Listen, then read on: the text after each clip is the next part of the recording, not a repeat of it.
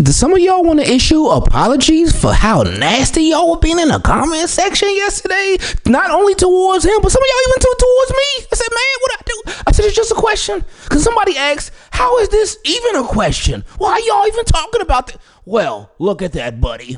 Look at that. Somebody who a lot of y'all were talking real nasty about could possibly be suiting up in a Baltimore Ravens jersey very, very soon. But we'll see what happens. Also, there's somebody that the Baltimore Ravens almost made a move for, and hearing stuff like this makes it even worse, even weeks later. And then we saw Eddie Jackson got released, but now we got the real reason why. Team Keep It Clean. We got some big news to get into all on an early Sunday morning. We don't never drop no video on no Sunday morning, but today is obviously very, very different. Before we get into it, make sure you subscribe to the channel, turn notifications on, and leave a like on the video.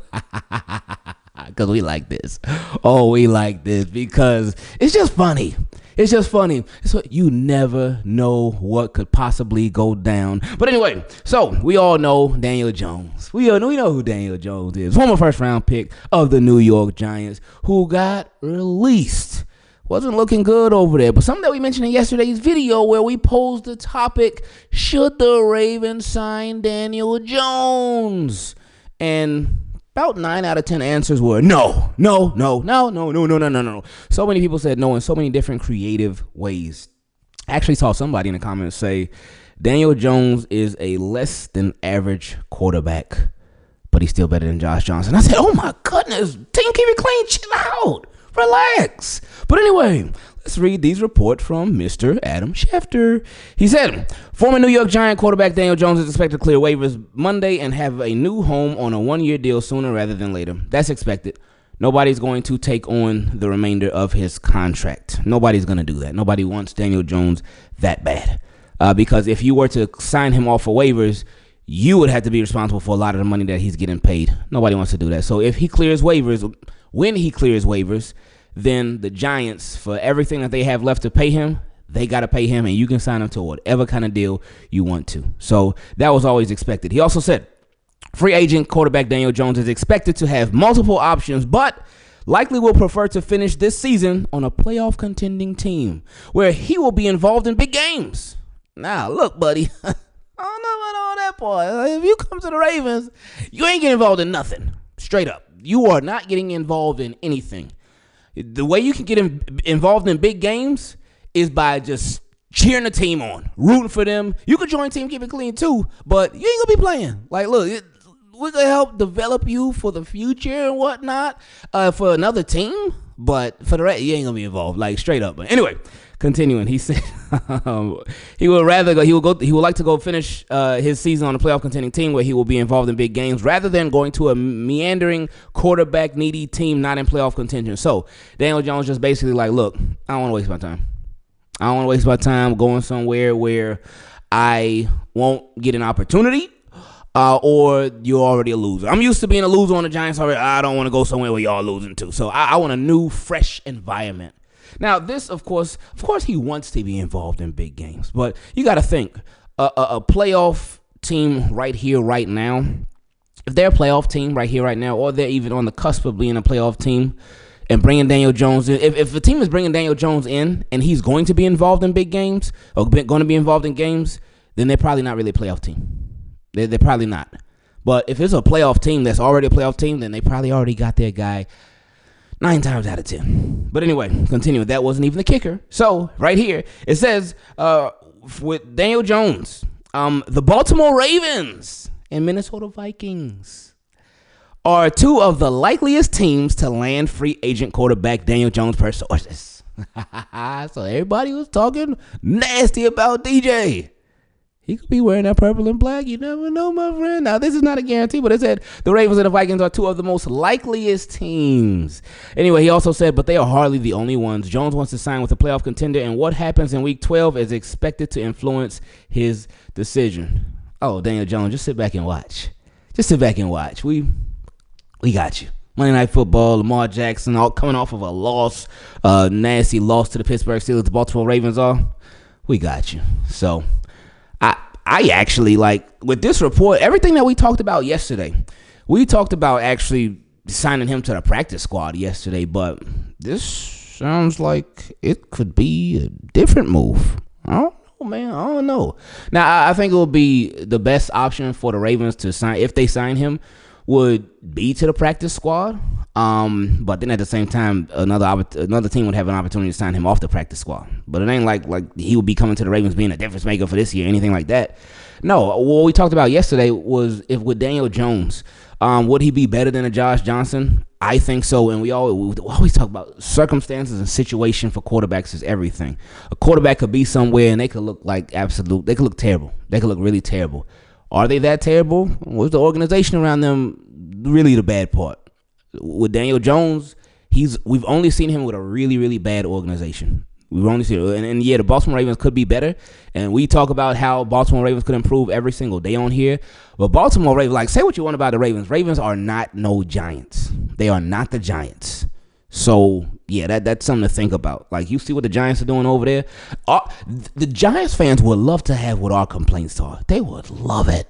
They'll be, oh, man, we'll take that all day. We'll take it all day. But, so, yeah, we'll see. We'll see. Daniel Jones is a Baltimore Raven. But anyway, if he came in, like, you got to think, if there are other teams pursuing him, if there are other teams that are interested in signing him, then you almost feel like the active roster would be the only way that the Baltimore Ravens would be able to keep him from this year and then going on to next. So, Daniel Jones, it's a wonderful opportunity for him, though, because he will get to see firsthand perspective of how to go from one of the worst teams in the NFL to the 2024 season Super Bowl champions. Now, Coach Mike McDaniel of the Miami Dolphins, I really like him. I like watching the Miami Dolphins when Tua is healthy because they can be a really fun team to watch, especially being down here in Miami. You see them all the time and whatnot. But after this story, I said, whoa, Mike, I don't dislike you, but I don't like what you did and I don't like what you stopped. Because this morning, we're getting a lot of news on the Baltimore Ravens. Like, whoa, okay, hey, whoa, we ain't even playing yet. Slow down. But Ian Rappaport this morning, he said the Dolphins were on the cusp of trading Calais Campbell to the Ravens, which we already knew. We knew that. We all knew that. He said, until Coach Mike McDaniel stepped in. Miami wasn't dead, and he viewed Campbell as too valuable. My story on a near trade before 2 straight wins. So, that story itself, it sort of takes the knife and it twists in our backs just a little tiny bit, but that's not even the kicker for me. The kicker for me, let me just read and I'll tell you what it is. It says, prior to the NFL trade deadline on November 5th, the Ravens went big game hunting, hoping to solidify their defensive front with a familiar face. Calais Campbell was a target. He had thrived in Baltimore before, and the Ravens hoped he would again. Yet, as the deal got closer, sources say, the Dolphins resisted at various points. Over a hectic 2 days before the deadline, sources involved believed a deal was getting done and Campbell would return to Baltimore. Oh, that would have been nice, too. Especially with Travis Jones dealing with his injury, that would have put a lot less pressure on him when it came to getting healthy. Like, Matabike would have had immediate help in the interior of the defensive line. That would have made a lot of people's jobs easier. Anyway, continuing. It says, that is until head coach Mike McDaniel stepped in. Sources say McDaniel stopped the deal, believing Campbell was too valuable to lose. McDaniel told Campbell that this to his face in a meeting. So, this is Derrick Henry 2.0. A player who, like, is on a losing team. A team that's could Dolphins make the playoffs? They technically could. They really got to go on a crazy run. They really do. But it reminds me just so much of last year with the Titans. Ravens got a deal in place for this player, and then the team stops it at the last second. It's not even the worst part for me, though. It says McDaniel couldn't get behind dealing one of their team leaders and defensive stalwarts. Now, what I had seen, and I would always say, I don't know if it's true or not, but what I had seen around the internet is that the Dolphins, they wanted a 4th-round pick for Calais Campbell, and the Ravens were like, no. And I'm like, ooh, a 4th-round pick for Calais. But then at the same time, I'm like, man, you really trying to go all in this year? Why not? But then at the same time, 4th-round pick for Calais Campbell. Ooh, hey, buddy, hold your horses there. But this is the part that made it worse for me. It says, McDaniel couldn't get behind dealing one of their team leaders and defensive stalwarts, even if it would clear some money and bring back a 2026, not even 2020, a 2026 5th rounder. So the Baltimore Ravens were close to trading for Calais Campbell for not even a 2025 fifth, but a 2026 fifth rounder. Cheap, nothing, pennies. They got Tre'Davious White for nothing. They got Deontay Johnson for nothing. They were trying to get Calais Campbell too, and if that deal would have went through, they would have upgraded for nothing. Nothing. A 2026 fifth round. Oh, and I'm like, man, EDC, look, man. I really do, like, he landed Tre'Davious White, and it looks good in hindsight. Especially he went after Marshawn Lattimore. He tried, like, EDC, this trade, like, look, he really tried to make this team better in multiple ways. He said, look, we got a strong passing game. Let's make it even better. Deontay Johnson. It ain't worked out so far, but it's on the way. And then with the defense, he like, look, our defensive line, they hurting right now, especially Travis Jones dealing with the ankle injury. Let's try to make it Calais Campbell. He said, look, our secondary, boy, we are hurting. Boy, we are struggling right now. Let's try to make it. Marshawn Lattimore, he tried, and we always talk about how we want EDC to be more aggressive and whatnot, up the offer sometimes. But you can't knock him for trying. But this would have been nice. Maybe he should have just offered a 2026 fourth round pick, and just I don't know. Anyway, so it says McDaniel valued the leadership and kept the faith in his team. So McDaniel was like, look, with Calais Campbell, nah, Ravens, you can't have him. Now, yesterday, I was very, very surprised that the Baltimore Ravens, they released Eddie Jackson. I was like, what, they actually did that? Wow, I can't believe it. They actually cut Eddie Jackson, because I wasn't expecting them to do that. But the Baltimore Ravens, as somebody showed me in the comment section, the phrase that I was looking for, the Ravens have shown this year in a lot of different ways, not every single way, because they could still use some more improvement, but they shown like, look, if you ain't playing up to our standards, if you ain't playing up to par, then we are not afraid to put you on the bench. So the Ravens have been more blunt and more cutthroat now than they ever have been, than I've seen them in a long time. And I'm like, whoa. But what actually led to Eddie Jackson's release? Because Ravens don't just cut somebody just because you a bad player, especially if they sign you to a contract and your contract is guaranteed for the remainder of the year. They don't just release you like that. So what happened? And I remember last week when the report came out, all right, Eddie Jackson, he's going to be inactive. But they were like, Eddie Jackson did not, on the Saturday before, they said Eddie Jackson did not travel with the team and will not be playing. When I saw that statement from the Ravens, I said, what? I said, it's so weird. And I hope, first and foremost, I'm like, hey, hopefully everything in his personal life is good. Because a lot of times you see reports like that, oh, this player didn't travel with the team, and it's for personal reasons. Because they said it was non-injury related. That's what made it weird. It's like, oh, okay, he's not traveling with the team, and it's non-injury related. What's going on? So the first thing that came to my mind, oh, man, something might have happened in his personal life. But thank goodness it wasn't that. Ravens just say, yeah, no. Because what happened, it says, and this came from Jeff Rebick, it says, Ravens have waived veteran safety Eddie Jackson and signed inside linebacker Christian Welch to the active roster. He says Eddie Jackson was not pleased with his reduced role. So he was like, look, I don't like this. Like, y'all benching me? Like me? No, I ain't feeling that. But then he says, frustrations boiled over Steelers week, and he didn't accompany team on the trip, and he's now released. So now we know the real reason why he got released. So he says, now again, I don't know if Jeff phrased the way that I took it, how he phrased it. It says he didn't accompany team on trip.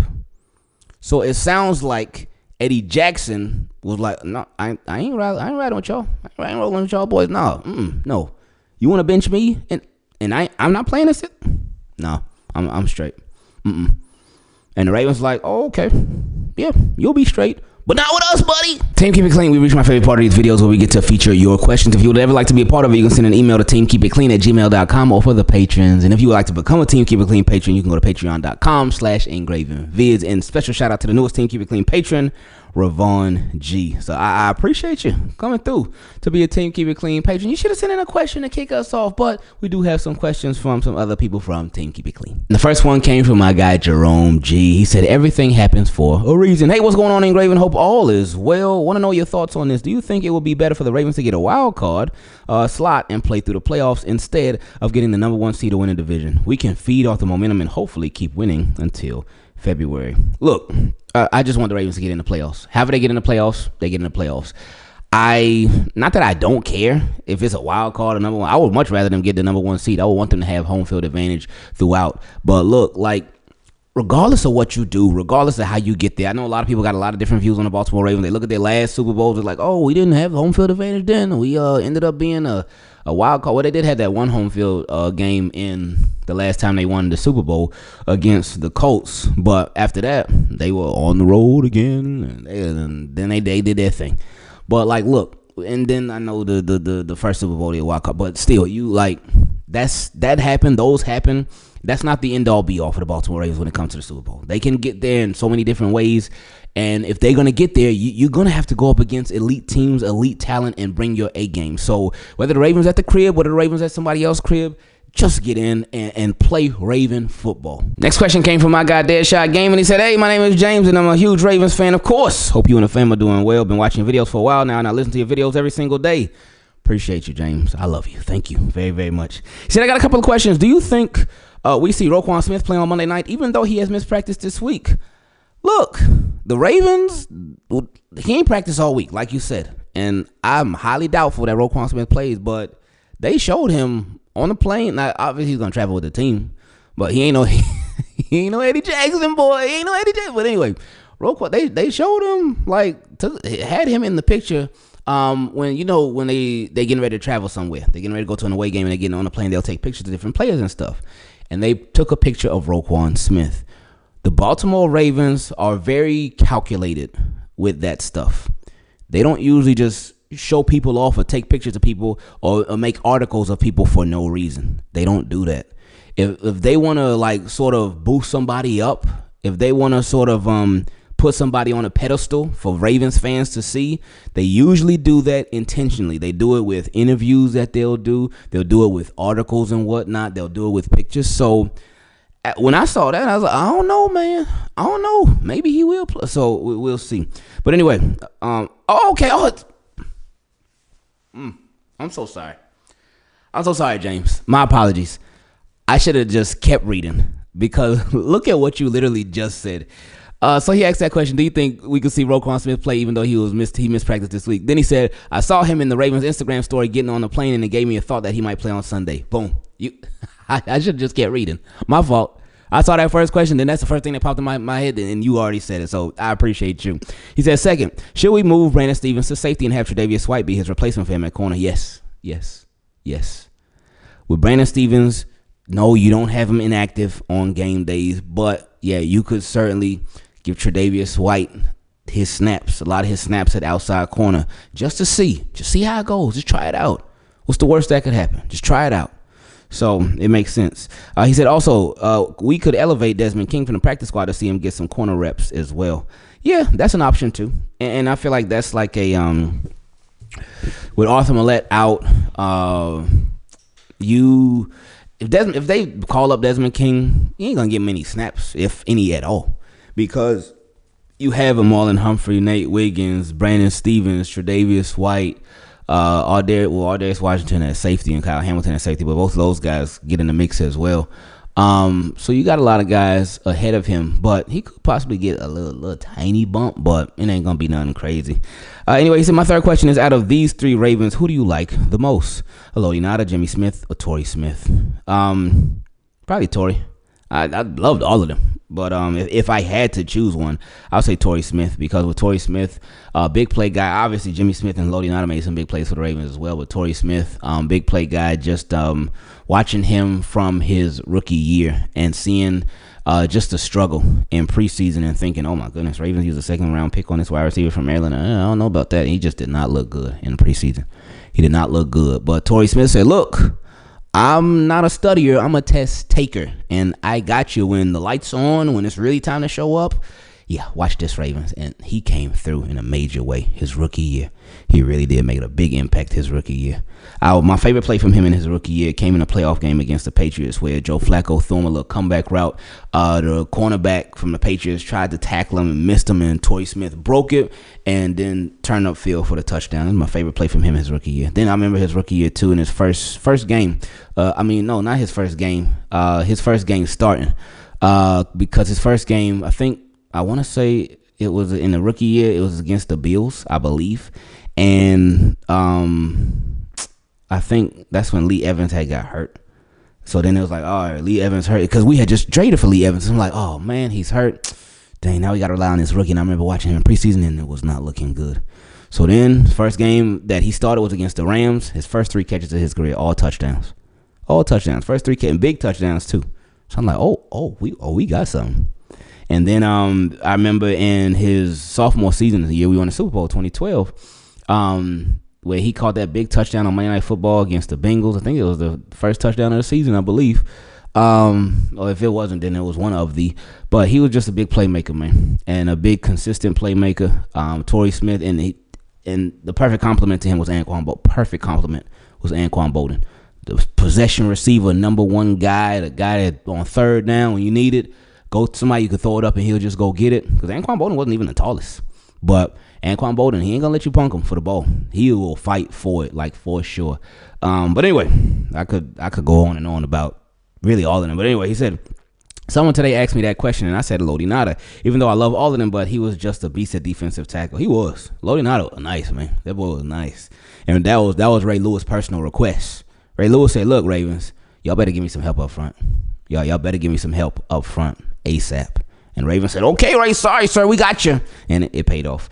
He said, my last question is, should we replace Tucker? I love Tucker a lot, but I just can't with these missed field goals. I feel like he's not himself anymore. He's still the GOAT, and will always be the best kicker to me. Look, I mean, you're not going to replace him during this year, but if he continues this throughout the year, hopefully he doesn't. But you got to take a serious look at him. You really do. And you really got some tough decisions that you're going to have to make this offseason if Tucker is still the same Tucker, which we hope that he won't be. And like, look, even though Ravens about to go out winning the Super Bowl, and Tucker going to be kicking a lot of point after touchdowns throughout the rest of the regular season and through the playoffs and Super Bowl and stuff, but still, if he's still doing some of this stuff, then you're going to have that tough conversation. He said, hope you see this, and I'm a huge fan of the channel. Appreciate you, man. He said, you have a great rest of your day. Let's go Ravens, and we are going to destroy Jim Harbaugh and the Chargers on Monday. That's what we like to hear.